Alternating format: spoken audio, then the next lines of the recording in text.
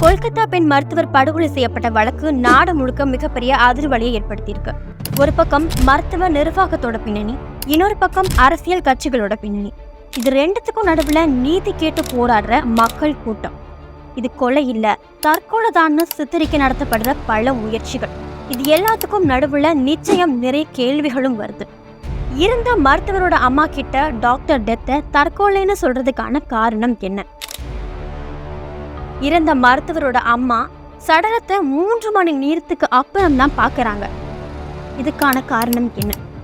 பல குற்ற பின்னணியில இருக்கிற ஹாஸ்பிட்டல் டீன் 2 முறை டிரான்ஸ்ஃபர் பண்ணப்பட்டதுக்கு அப்புறமும் அதே ஹாஸ்பிட்டல்ல மறுபடியும் டீனா வந்தது எப்படி? ஆகஸ்ட் 14 நைட்டு மருத்துவர்களும் செவிலியர்களும் ப்ரொடெஸ்ட் பண்றாங்க. அப்போ திடீர்னு 7000 பேர் கொண்ட கும்பல் மருத்துவமனைக்குள்ள பூந்து அங்க இருக்கிற எல்லா தடயங்களையும் அடிச்சு நொறுக்குது. அப்போ அங்க இருந்த காவல்துறை என்ன பண்ணிட்டு இருந்தாங்க? நிச்சயமா மருத்துவமனை நிர்வாகத்தோட சப்போர்ட்டும் அதிகாரிகளோட சப்போர்ட்டும் இல்லாம இப்படிப்பட்ட ஒரு விஷயங்கள் நடந்திருக்காது. இப்படி பல கேள்விகள் ஒரு பக்கம் இருக்க, இன்னொரு பக்கம் சோஷியல் மீடியா யூசர்ஸ் இது மாதிரியான விஷயங்களை எப்படி கையாண்டிருக்காங்க?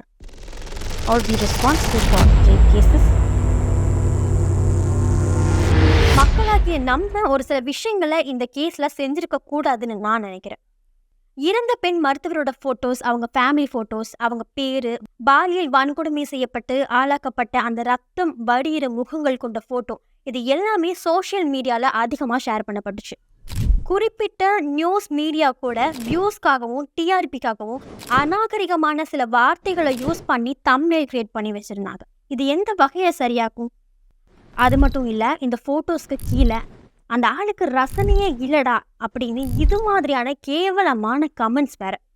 இதை பார்க்குற அந்த பெண்ணோட குடும்பம் ஏற்கனவே இருக்கிற துயரத்துக்கு மத்தியில இது மாதிரியான விஷயங்களை பார்த்து இன்னும் கஷ்டப்படணும்னு நினைக்கிறாங்களா? நிர்பயா வழக்குல கூட அந்த பொண்ணோட சித்தரிக்கப்பட்ட பெயர் தான் பயன்படுத்தப்பட்டுச்சு.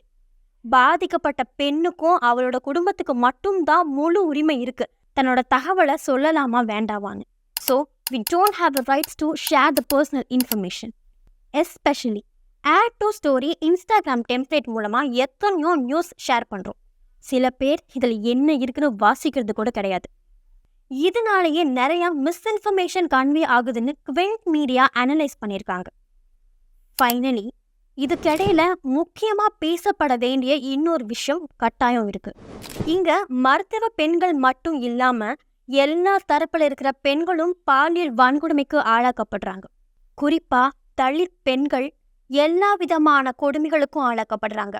பொதுவாகவே இங்க நடக்கிற எல்லா பிரச்சனையிலையும் தலித் மக்கள் தான் அதிகமா பாதிக்கப்படுறாங்க அப்படின்னு பேசுறாங்களேன்னு ஒரு பொதுவான பிம்பம் மக்கள் மத்தியில இருக்கும்.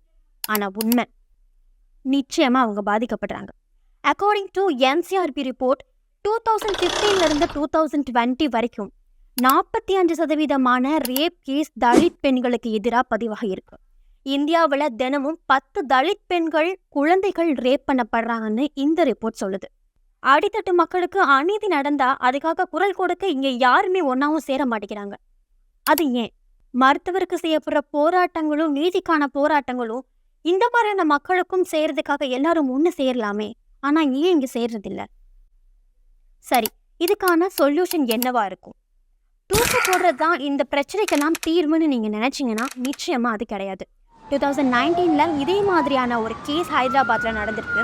அதுல அக்யூஸ்ட என்கவுண்டர் பண்ணாங்க. இது ஊரே கொண்டாடுச்சு. அப்படி பார்த்தா இப்ப இந்தியால எந்த ஒரு ரேப் கேஸுமே இருந்திருக்க கூடாது. அதுதான் இல்ல.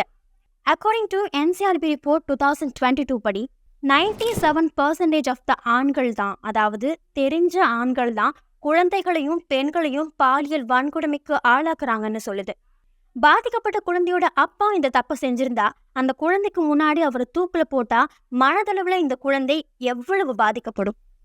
தப்பு பண்றனோட மனநிலையை 2ஆ பிரிக்கலாம். 1, எப்படியும் நமக்கு தண்டனை கிடைச்சிரும்னு பயந்து பண்றவன். 2வது, எப்படியாச்சும் இதுல இருந்து தப்பிச்சிடலான்னு அசால்ட்டா பண்றவன். எப்பவும் நம்பர் 1 மட்டும் பாக்குற நம்ம நம்பர் 2 கோட்டை விட்டு அந்த குற்றவாளியும் தப்பிக்க விட்டுறோம். ஸோ தப்பு பண்ணவனை கொலை செய்யறதை விட தப்பு பண்ண தடுக்கிற அளவுக்கு லீகல் சிஸ்டம் இங்க ஸ்ட்ராங்கா மாறணும். இங்க தப்பு பண்ற ஒவ்வொருத்தருக்கு பின்னாடியும் அவங்க வளர்ந்த குடும்பத்தோட சூழ்நிலை, சமுதாயம், இது ரெண்டுமே மிகப்பெரிய காரணமா இருக்கு. இங்க குழந்தைகளை நல்ல முறையில வளர்க்கணும்னு சொல்றாங்களே தவிர எப்படி வளர்க்கணும்னு சொல்லல. எக்ஸாம்பிள், மாதவிடாய் மாதிரியான விஷயங்கள் நிச்சயம் ஆண் குழந்தைகளும் தெரிஞ்சுக்கணும். இது இயற்கையான ஒரு ப்ராசஸ்னு அந்த குழந்தைகளுக்கு பெத்தவங்க தான் சொல்லிக் கொடுக்கணும். சின்ன வயசுல இருந்தே கராத்தே, பாக்ஸிங் மாதிரியான வலிமை சார்ந்த விஷயங்கள்ல ஆண் குழந்தைகளையும், பரதநாட்டியம், மேக்கப், விளையாட்டு சமையல்னு இந்த மாதிரியான விஷயங்கள்ல பெண் குழந்தைகளையும் தான் ஈடுபடுத்துறோம். இப்படி சின்னதுல இருந்தே ஆண்களோட பார்வையில ஒவ்வொரு பெண் குழந்தைகளும் வலிமை இல்லாதவளா தான் பார்க்கப்படுறா. இதை முதல்ல உடைக்கணும்.